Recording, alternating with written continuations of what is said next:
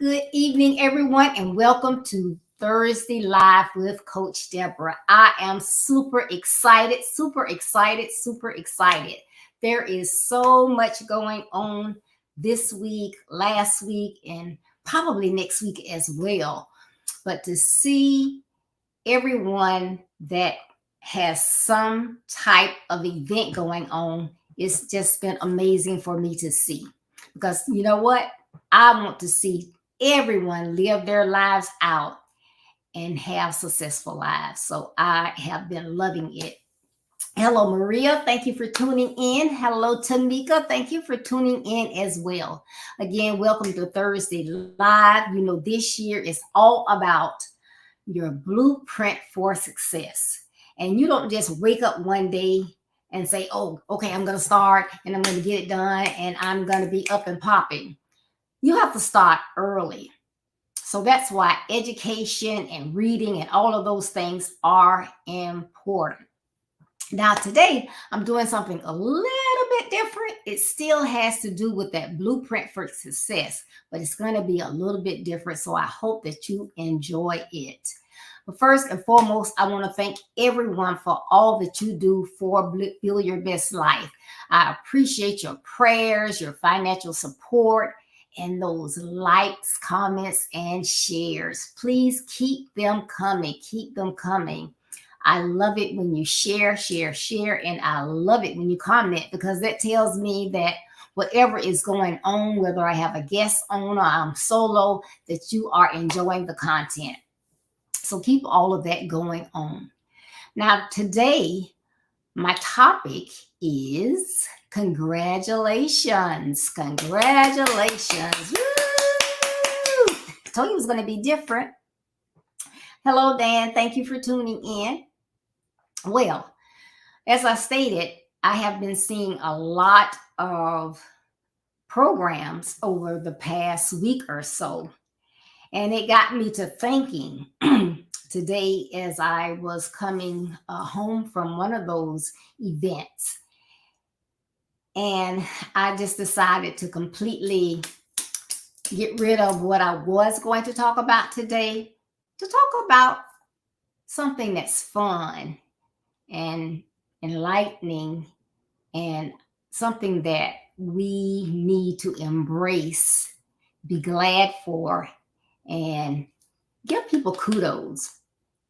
But, I have had the opportunity again to go to different events. And the one I went today, it was a Christian school, but it was just so amazing to see the children. And had last Friday, I went to another a graduation. So to see the children interact and all the things that they are learning, it just makes my heart warm, because I want to see everyone succeed. Society will say that you can't do this, you can't learn that, you are not, you're inferior, you're not superior, and the devil is a liar. I know that the people that I know are superior.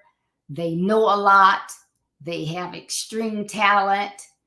I have one person, and I know you probably get tired of me talking about her, but I am just so amazed that this person actually learned themselves to read. She learned herself how to read. And we get on to kids about all this tablet time and technology time that they put in. But she always had her tablet, but she actually taught herself to read. And now she just graduated from kindergarten, and she can read on third grade level. So it's just amazing. Good evening, Evelyn Barrett. Thank you for tuning in. Hi, Agnes. I'm going to get into it. But today I was hearing so many good things. Kids were being applauded for high achievement in mathematics. We know that's essential. English, that's essential. Science, that's essential, because if they want to be an engineer, they want to go into being a nurse, a doctor, they got to have some knowledge of science. You get into measurements, you don't want to give someone the wrong amount of medicine, right? So all these are key subjects. And to see these kids go up and get these awards, it was just amazing. Not one or two, but a lot of them. And again, where I went today was a Christian school. So of course, they acknowledge the kids for their biblical learning. And these kids, they know in kindergarten all types of scriptures. They can say a scripture for every letter of the alphabet. And these, again, are your preschoolers and the kindergartners. They know them by heart. They can say them. They know them. And it's just, again, amazing. You're going to get tired of me saying that word amazing. But to me, it is amazing. I just love it. But we know that they don't learn that by themselves. And so that's why I go back to it takes a village. And, all of that was amazing. But then they also highlighted specialties like art, Where do artists come from? Yes, that's a gift that God's gives to them, but someone needs to work with them to show them how to fine tune things. Band, you need musicians to teach them the music, so they may be the next Beethoven or whatever, but they may need someone to guide them along the way. So all of this is key, it's important. Now, this last one, I loved it because I told you before I had the opportunity last year to travel outside of the company. And when I walked in the different schools that I went to, it was like immediately there was no noise. Nobody whispered, nobody talked, no one got up. That was great conduct, and it was consistent everywhere I went. Well, today there were so many students that got excellence in conduct. And I thought that that was excellent as well. And why? This is something that I have always said. You have to sit and listen in order to hear. You have to hear in order to learn. You have to learn in order to grow. And you have to grow to be successful. So having good conduct and being there and sitting still and listening to your teacher, whether you want to or not, the weather is getting nice outside, you see the grass, you see the plants, and you're daydreaming, you want to daydream, but you have this ability to keep your conduct the way it should be. And that should make your parents really, really proud. I believe strongly that it takes a village. That it's not just an educator that can make these things happen, that can make these grades, these kids come up with these grades. Yes, they have to have special talent because you can teach the same material to the same group of students, and they are going to comprehend it at different levels. However, again, they have to be listening and paying attention, but they need that village. And when I say the village, this is what they need. Yes, they need that teacher. They have been trained to teach them those things that they need to learn that's going to take them to the next level, which we need because we're going this way and our kids are going that way. Good evening, Tanya. Thank you for tuning in. So that is key. Then the communication. I know from being in corporate America, being in leadership, different organizations, communication can make the best thing go. You need great communication. So communication is key. You need communication with that child, and I'm kind of going into the role that the parent plays. Because I said it takes a village. So the parents have a large part to play in that success. So the parents need to be applauded. But the parents have to make sure that they're communicating with their children, that they're not saying, okay, I've been to work, I got to cook, I got to wash, I don't have time, I got to do me. No, you have to communicate with those children. And you have to communicate with the teachers. You can't just say, oh, that's their job. They're going to do their job. I'm just going to be a mom. No, you have to communicate to make sure that your child is getting what they need in order to be successful, right? If you agree with me, put it in the chat. Put it in the chat. Parents have to make sure what? That the kids have study time. Yes, some people may think, oh, well, they've been in school all day, so they don't have to do all that when they come home. How many know that school is not like it was 5 years ago, 20 years ago, 40 years ago? Things that my grandkids are learning in 2nd and 3rd grade, I learned in 8th and 9th grade. So it is different. They have to study. They have to be connected. And they need the parents to say, hey, yes, you can play on your tablets, but you have to study. You have to do your homework, right? And make sure the child understands. So the teacher went over it with them. The teacher has a class. You may have 6 or 7 kids, but let's say you got 2 or 3. So you take that time to make sure, okay, what did you do in school today? It's not every man for himself. What did you do in school today? We went over multiplication. Well, what is that? Now you know what it is, but what is that? You take okay, do you understand what it is? Well, kind of. Well, you want to make sure that they understand, because if they don't understand the concept, how can they get the multiplication correct, right? So you want to make sure, and you let the teacher know. I don't know how long y'all stayed on that, if my child is on the outlier and they didn't understand, or if the entire or the majority of the class didn't understand. If the majority didn't understand, that should help the teacher. Remember, this is a village, so that helps the teacher know, hey, I got to go back and explain it a little differently, a little slower. If your child is the outlier, then that tells you whether you need to get them additional help, or if you can help them, or you need to get a tutor, right? But it's all working together. When they do the homework, don't just say, did you do your homework? Yes, put it in your school bag, make sure you got it. We don't have to look for it in the morning. Look at it. They say they did it, but they complete it, and is it correct? That's important. Hey, you are a parent. You got to be on it. And I said, so love my one of my daughter-in-laws, I started to say the oldest, she's not the oldest, the one that's been my daughter-in-law the longest, because I know you call her at a certain time, she's not going to answer the phone. If she's working with her kids with getting them ready for the next day, working with them on homework, she's not going to answer the phone. She don't care who it is. She's putting them as her priority. So you don't want to wait until those grades come out and then you react. Oh my goodness. What did the teacher do? You have to be proactive. You got to stay on top of it. You got to stay in front of it, right? You want to know what's going on, because if you got that grade, that card, they're not 99.9% of the time, they're not changing that grade. You should have been looking at work weeks ago to find out what's going on. Why doesn't my child understand? What is it that I need to do? What is it that you're not doing? So be proactive, not reactive. Breakfast. Some kids don't like to eat, but you have to instill in them, they have to break the fast. They haven't eaten all night. Breakfast is the most important meal of the day, because you got to feed that brain.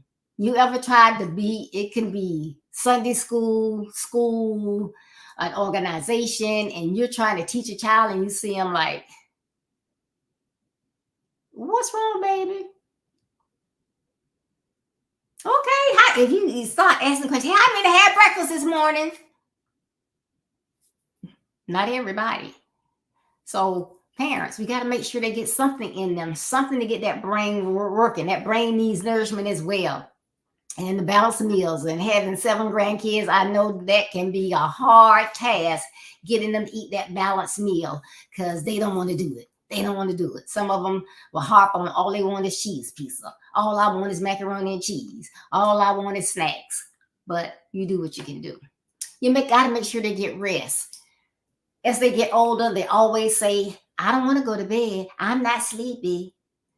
As kids get older, they need just as much sleep as they did when they were younger. So let's just say a 3rd grader and a 10th grader, they need the same amount of sleep. They have to rest. They have to allow their brains to recoup, refresh. And then that teenager, their brain is only 80% developed. So they need stuff to help their brains develop. They got to get that rest. They have to eat.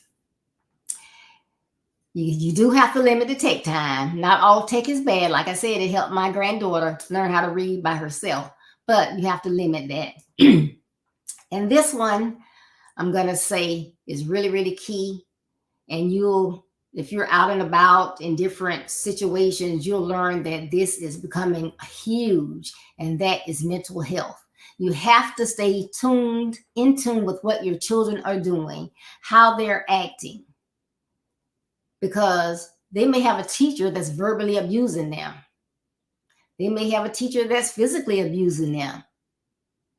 Oh, I need you to stay. Wait, okay, we going to the playground. Y'all get lined up. Go ahead. Oh, can you come here? Come here, James. Come here.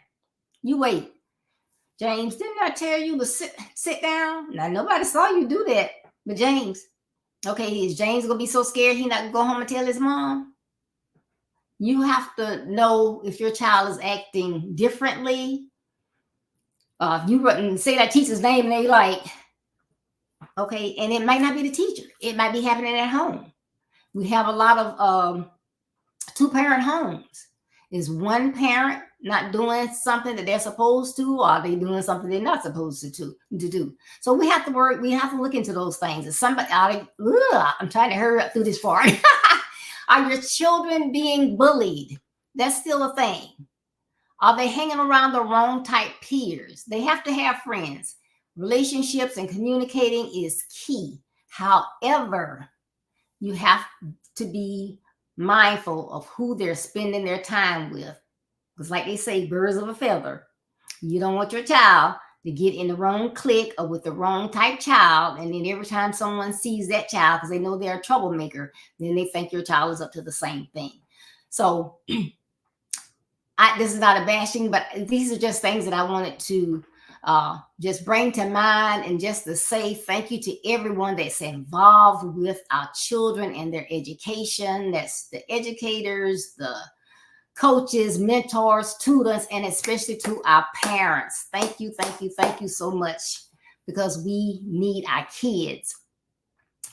But I want to today to do something a little different. When I said a little different, I want to congratulate everyone that ever hears this broadcast. Congratulate you for whatever award you got this year. If you got an award for perfect attendance, kudos. If you got something for your conduct, kudos. I love it. If you graduated from kindergarten, pre-K, high school, college, whatever, I sincerely congratulate you, because it takes work. There's so much going on in the world today, and it takes the village working together with everyone. So kudos to you and your family and everyone that helped you to succeed. But I want to say special thank yous to the Build Your Best Life family. And if I don't call someone's name, it's not because I forgot them. It's because I don't know they had accomplishments. So I tried to go on Facebook, on my Build Your Best Life pages, to see if it's something I missed. I picked up some things, but these are the people that I know about that I want to congratulate. If there's someone I'm missing, if you put it in the comments, I'll make sure I catch up and mention them on Saturday. But first, Jaden Baker, he's the son of Marona Smith. He's a high school graduate, and he graduated with a 3.84 GPA. Zeria Boyd, she is a high school graduate. She graduated with a 3.89 GPA. Noreen, and both of them were from Jacksonville. Noreen Elizabeth Charles from Dallas, Texas. She is a high school graduate. Claude Cheatham III graduated from pre-K, and he is from Jacksonville, but he now lives in Georgia. Jalen Chisholm, he enlisted in the U.S. Navy. We're going to thank you for your service, and thank you for deciding to go into the Navy, because college is not for everyone. So college, trade school, tech jobs, those type of welding, electricians, we need everybody doing something. So thank you, Jalen. Keelan Davis, he's in Texas. He received his first football scholarship offer from Midwestern State University. Congratulations. Christian Ford, and I always get it mixed up. I think they did live in Ohio. They don't live in Ohio anymore. I want to say it's Fort Worth, Indiana. But Christian Ford graduated with his bachelor's degree. Kudos, Christian. His sister, Nadia Ford, congratulations on your Academic Achievement Award for honors. Awesome, awesome, awesome. Pastor Sanjanique Guns, congratulations on your Masters of Divinity. Zion Guns II, he was a second grader. He received all A's the entire school year. He's reading proficient. His math score was a 4, and his reading score was a 5. Kudos, Zion. Michael Anthony Hunter received his master's degree. Congratulations to him. Elder Joseph Levitt received his doctorate degree. His wife, Toni Levitt, received her master's degree. Michaela Mack graduated. She's going to the first grade. She received the AB honor roll the entire year, and she got excellent in conduct. Yay, Michaela, that's one of my heartbeats. Natalia Mack, she received the AB honor roll all year. She got all A's in 4 subjects. She was outstanding in science, and she got an excellent conduct award. Yay, that's another one of my heartbeats. Ricardo Miller Jr., he is entering the National Guard, and he went off to his training. Congratulations. Douglas Parker graduated from high school with a 4.0 GPA. Aubrey Smith is going to middle school. She was accepted in her only choice of La Villa School of the Arts. That's another one of my heartbeats. I guess you say, how many does she have? I have 7. Okay, and the last person that I have on my list, and another one of my heartbeats, is heartbeat number 2. I get the numbers mixed up, but this is the second one. It's Dan Smith II. He is graduating from high school this year. He's in Jacksonville. He's graduating a year early, and he has already received his acceptance letter. He will be attending Bethune-Cookman University. So congratulations to all of you. And again, if there is someone that's in my community, my clan, and I didn't know about your accomplishment, send it to me in the chat, or you can email me at byblwdsmith. That's Build Your Best Life with Deborah Smith. So byblwdsmith@gmail.com. And I would be more than happy to give you your accolades on Saturday. But again, I know I said this is going to be a little bit different, but so many times everyone is rushed, and we push the kids to do, but when they do we give them the accolades and the honors and the applause that they so well deserve. And I am very, very proud of everyone, and I do applaud all educators. And if anybody hear me that's in government, educators need a raise. And thank you so much to our parents, you parents that are engaged. And I don't know what people do in their homes, but I know the kids need assistance in getting these things done. But some parents I know, personally, and I see one on here, another one on here, Tanya Presley. I know she has been a married mom. She was a single mom. She's a married mom. She's a single mom. She's been widowed twice, but she has raised her sons. And one is went off to college last year, and the other one, he is thriving. So kudos to you, Tanya. As I stated, I would talk with my daughter-in-law, Tamika, so I know what she is doing with her girls, and kudos to her. And I know grandmama does her part. So thank you to everyone out there. Because again, this is Build Your Best Life. And what does that mean? That means that I want everyone to succeed in life. So again, thank you so much for tuning in today. And I hope that you enjoyed this change of pace. Please join us Saturday at 9:30 a.m. Eastern Standard Time. My topic is going to be It's a Boy. And no, it's not about a little baby boy. So y'all got to join to see what it's going to be. But you all know that follow me, that this year we are declaring Jeremiah 29:11 over your lives. God knows the plans that he has for you. He wants you to have what? Prosperity, not disaster. And he wants you to have a future that you hope for. So remember to design your blueprint for success based on the plans that God has given you. Follow them. You got to put in the work and build your best life. And remember, building your best life is our business. That's not a slogan. It's our commitment.